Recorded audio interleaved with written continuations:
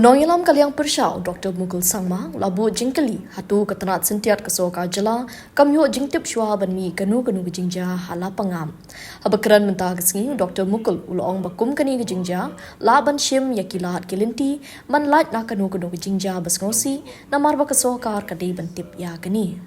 Kadi Jingpil Katanat Sintiat, Jong jylla, Kabayalam Shadu Jingjia Brio. Hak Khubor, ulong bahaba ke Sorkar kaya keren ke Sorkar Asam, kedai bandon ke Shillong bat ke Nongrim, ke Bashai na baro Arliang, kenang bagi padba kinum sa hak umdum. See, let us be more practical and realistic. Now, we all know that we had this issue which is required to be resolved by both the states. It is not an issue which is a new issue. But at the same time, let us also look at pre-2018. We definitely had areas of difference pertaining to the areas where we have these areas of difference which are identified.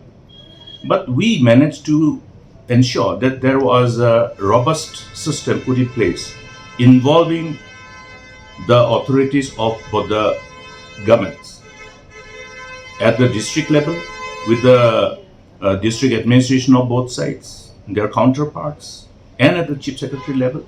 So there was a robust mechanism available all the time, and we had a robust mechanism of input collection if there is any certain amount of tension which is giving rise to this kind of likely conflict, and therefore know where to somehow intervene and prevent this kind of unfortunate incidents. Here again, you look at the loss of a precious life. It's very painful to see this. These are preventable. We know that there is some kind of environment which is definitely quite vitiated and is having the potentiality of leading to this kind of situation. Was the government of both sides were deprived of the inputs in as far as the intelligence input is concerned to understand the likelihood of this kind of unpleasant situation. Here we have lost a precious life, and a number of them are injured, including our police personnel. I convey my sympathy and condolences to the members of the bereaved family and wish and pray that all these injured people who are now receiving treatment have a speedy recovery, and I pray for their complete recovery. And I also pray for complete restoration of peace so that our people from both sides of the interested boundaries can restore this conducive environment which enabled our forefathers to mutually coexist. Where has it gone? Why has it gone? There may be some other factors which may be triggering this kind of tension of this level, because earlier we did not see this kind of tension of this level. Yes, we had areas of difference. There were claims that okay, this part of the state should remain with Assam. Where is the Meghalaya as a state? We have all collectively decided that those villages falling under the Block 1 and Block 2 should be retransferred to Meghalaya. So, therefore, the collective endeavor of both the states and the authorities associated with this responsibility were designed in such a way that we were able to prevent this kind of unfortunate incidents in the past. Why is it not available? Means why it is not being seen today? That means the situations which probably is developing in those areas, in as far as the conflict is concerned, is allowed to grow beyond certain level, leading to this kind of unfortunate incident. It's a failure of intelligence collection by both the states to understand that this may have this kind of unpleasant fallout, leading to the loss of precious life and injury to many. It is a failure.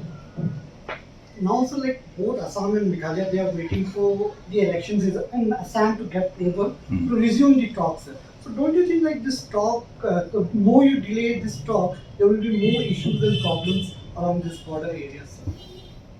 When we engage in discussion, bilateral discussion, it is very important for us to clearly indicate our intent to all the people who are affected by this any outcome of this negotiation. There should not be any lack of clarity. There should be complete clarity. In fact, I have reasons to believe that the lack of clarity about the ultimate outcome of these negotiations may be creating this sense of insecurity amongst the people from both sides. It can be. Therefore, there is a necessity of aggressive engagement with the people from both sides because they have created that committee from both sides. I think how we approach to deal with this situation is going to be critical and will have the resultant outcome, positive or negative, based on that.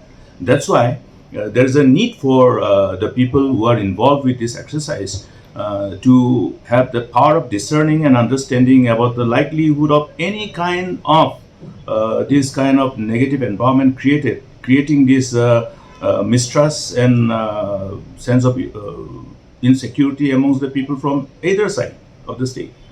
It is a matter which should be immediately attended to by both the authorities of both the government at multiple levels, not at one level alone. It can't be resolved only at one level. It has to be at multi-level. It must be a multi-layered endeavor.